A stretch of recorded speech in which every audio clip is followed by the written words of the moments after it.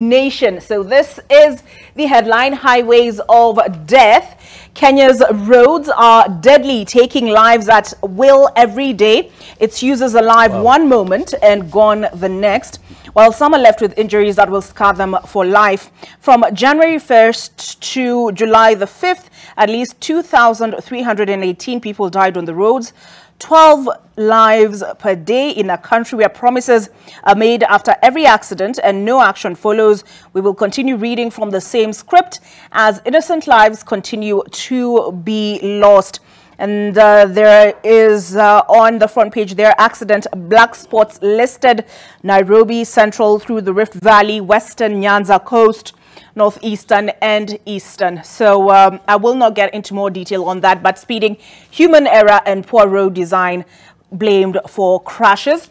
Also on the front page, we have Kalonzo's the man. Wiper MPs tell Kalonzo's the man, I beg your pardon. Wiper MPs tell Raila. Wiper party leader Kalonzo Musyoka allies have trained their guns on Azimio chief Raila Odinga, urging him to support Mr. Musyoka and to start propping him up to face President William Ruto in the next election. Led by Makueni Senator Dan Manzo, they said it was now time for Odinga to return the favor. It is not the first time we are hearing statements such as these being made. And also on the front page, NAT issues notice to TSC over salary talks. NAT has issued a 14-day ultimatum to the teacher's employer to convene a meeting to review the CBA signed in 2021. And Coca-Cola ordered to put nutrient details on its glass bottles. I'm not sure any of us, but maybe some of us don't want to know what we are drinking. If we do, we may be shocked. Appellate court upholds decision delivered 5 years ago directing soft drinks maker to put nutritional information on its glass bottles. Okay, so that is the front page of the Daily Nation. Let's take a look at the front page of the Taifa Leo. Jeshi la mapambano la panuka. And we see here the faces and names of Amos Mwago, Maina Njenga, Boniface Mwangi, Willy Mutunga, Mohamed Faki, David Kosing, Mishi Juma Mboko, Mwangi Wairia, Robert Mbui, Timothy Bosire, Nderitu Mureithi, Ayub Savula, Zamzam Mohammed. I'm trying to recall, was it the Daily Nation, the Sunday Nation, sorry, which had talked about Raila's inner circle changing yesterday. So something akin to that on the front page of the Taifa Leo. Wanaharakati sasa waungana na upinzani kuongoza maandamano dhidi ya serikali. We saw the Chief Justice among those who were tear-gassed when they went to seek the release of those who were arrested in the course of Friday's protests. So that is the front page of Taifa Leo. Let's take a look on the front page of the Business Daily. And this is their headline: where investors made billions in the first 6 months of 2023. T-bills, dollar deposits crack above 12% for all tenors. Rentals in Nairobi post negative 0.5% return in Q1. This particular report by Charles Mwaniki. Let us see. MPs approve Kenya's first fully fledged virtual university. This one is by Edwin Mutai. MPs have approved the establishment of the first virtual university in Kenya, promising a low-cost alternative to the traditional higher education for Kenyan students. The university, which will ride on the country's digital infrastructure, is expected to charge between 10,400 and 10,900 per module, depending on the course.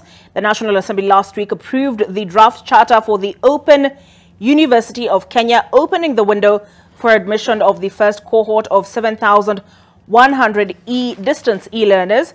Based on the principle of affordability and in comparison with other open distance learning institutions, it is proposed that the fee payable by students for the identified programs should be between 10,400 and 10,900 per module. The Technical Committee on the establishment of the Open University of Kenya said in a report the cost per module is 10,400 for the Bachelor of Data Science, Bachelor of Economics and Statistics, Bachelor of Science in Business and Entrepreneurship, Bachelor of Technology, Education, Cybersecurity and Digital Forensics.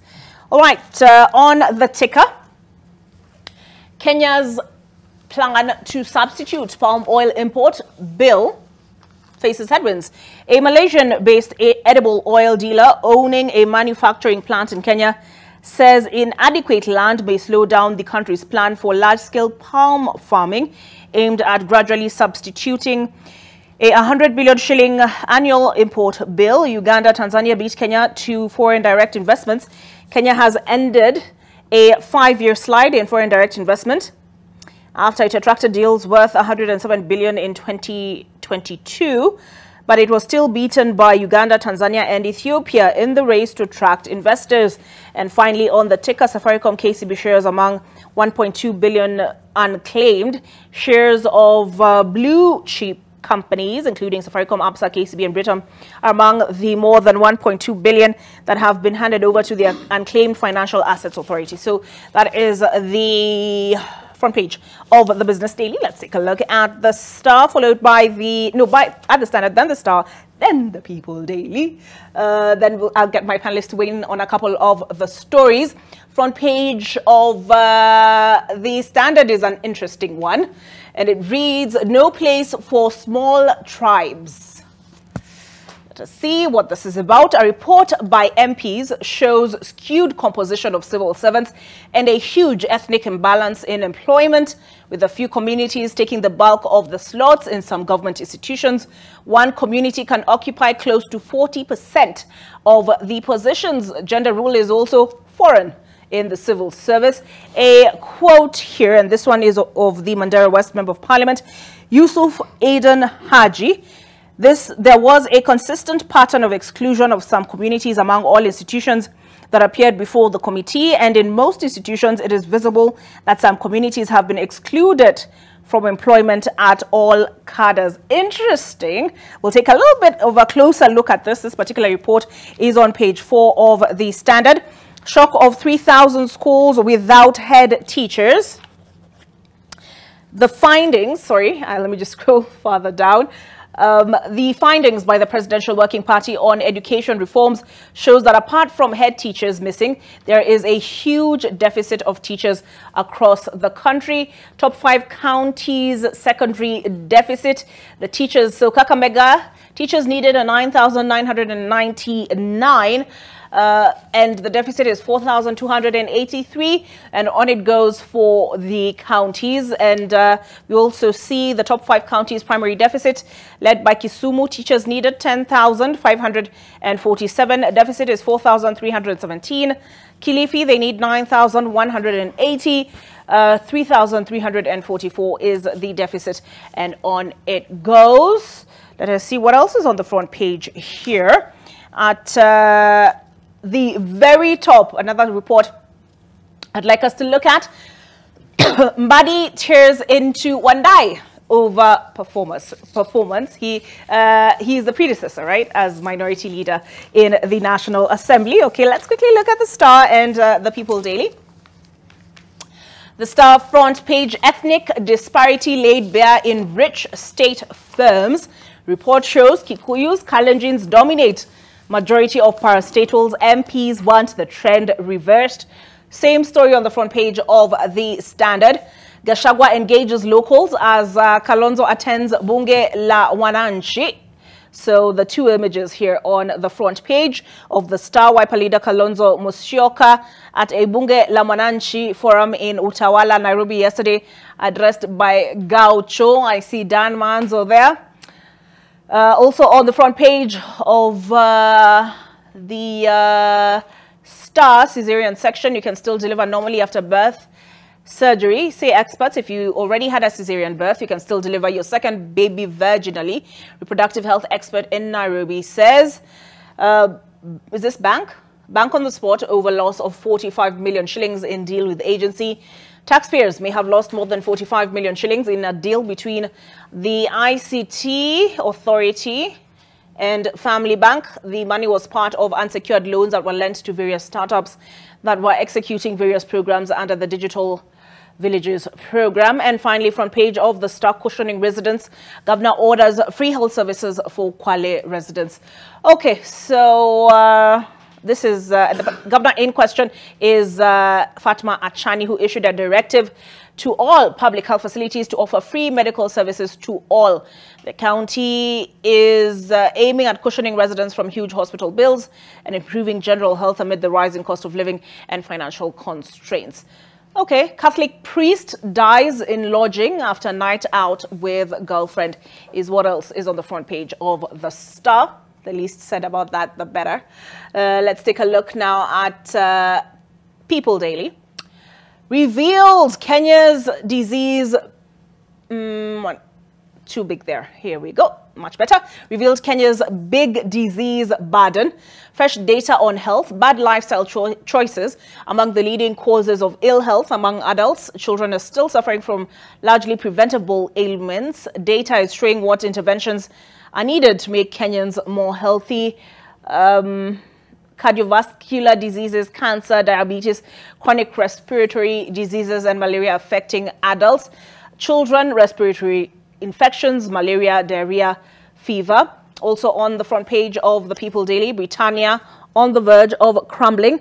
Biscuit maker on the brink of liquidation despite successful run. And Pope appoints 21 new cardinals. Moved by Pontiff raises speculation that he is setting the stage for his own succession. At the very top here, fresh blood raises hope. Athletes are ready to conquer in Budapest.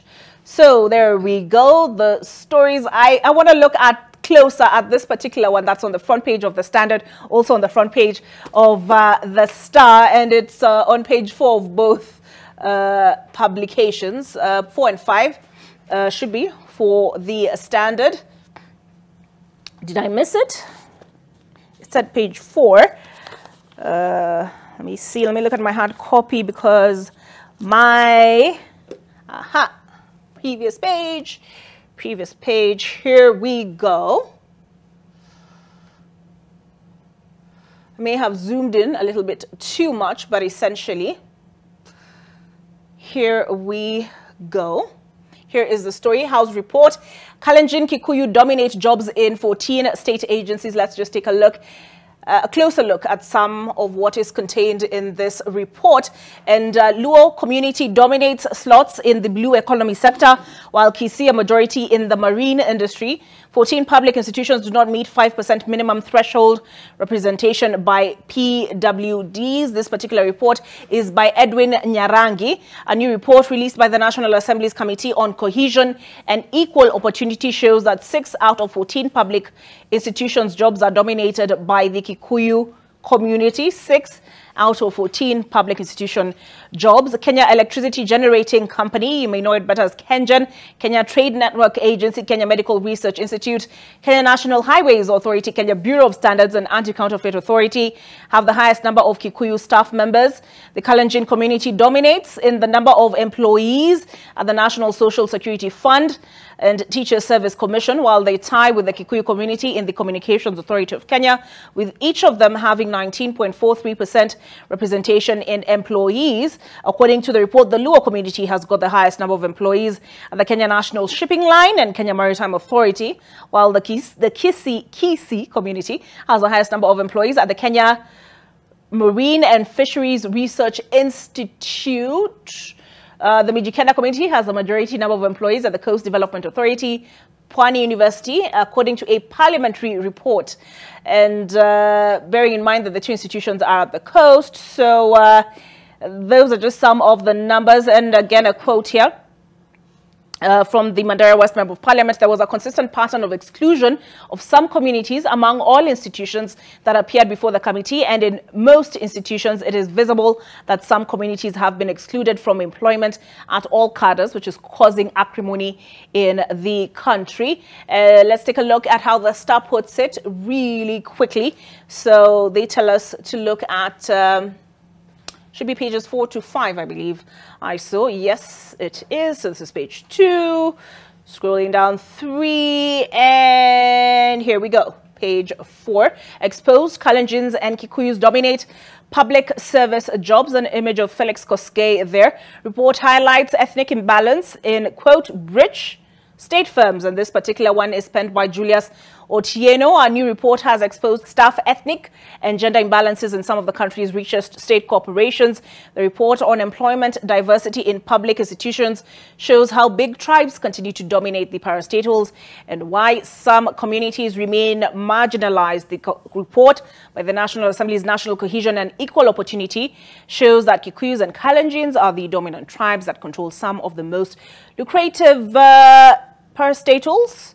Public institutions have focused more on meritocracy, thereby ignoring gender, ethnic and regional balance to achieve the face of Kenya.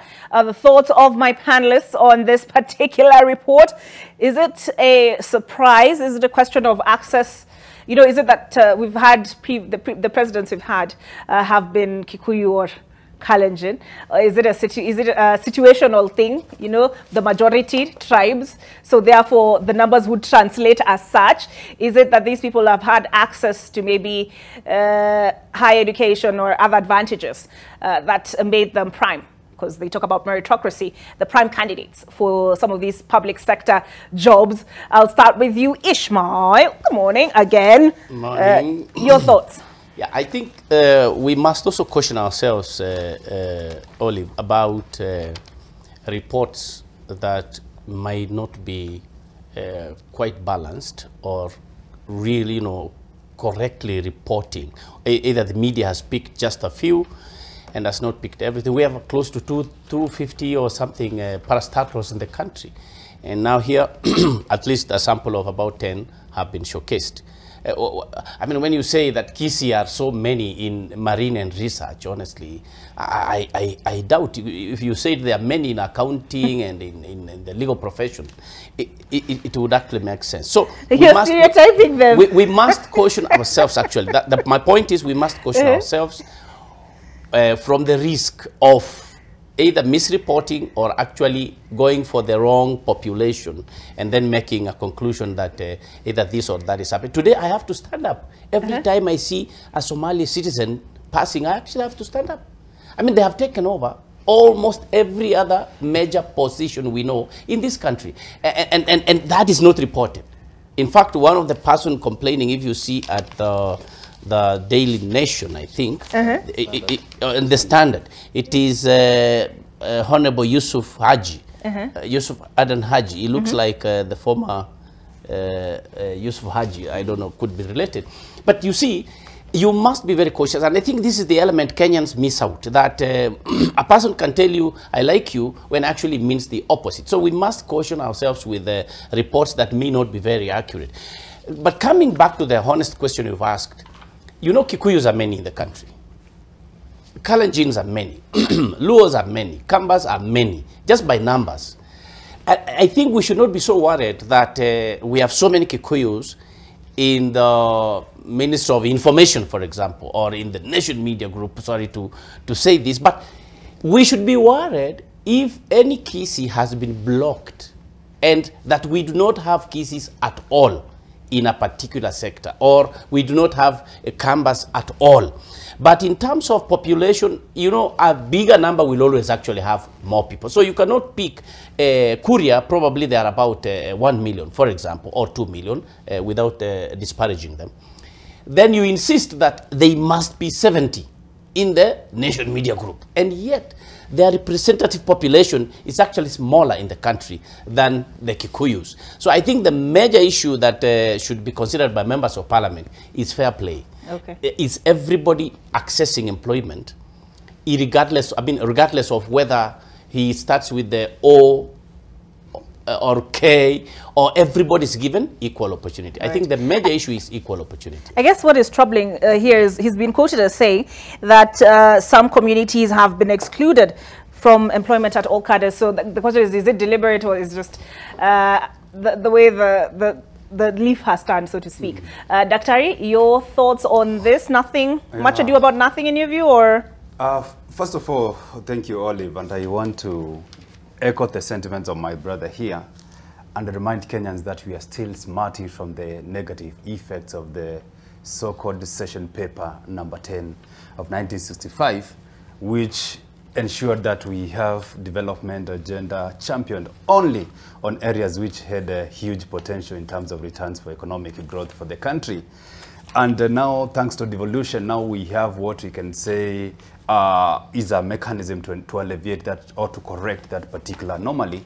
And again, we have a very progressive constitution, which under Article 27, of course, poses a non-discriminatory clause in terms of employment for Kenyans, whether based on ethnic groupings, whether on social status, whether on religious affiliations, and so on and so on.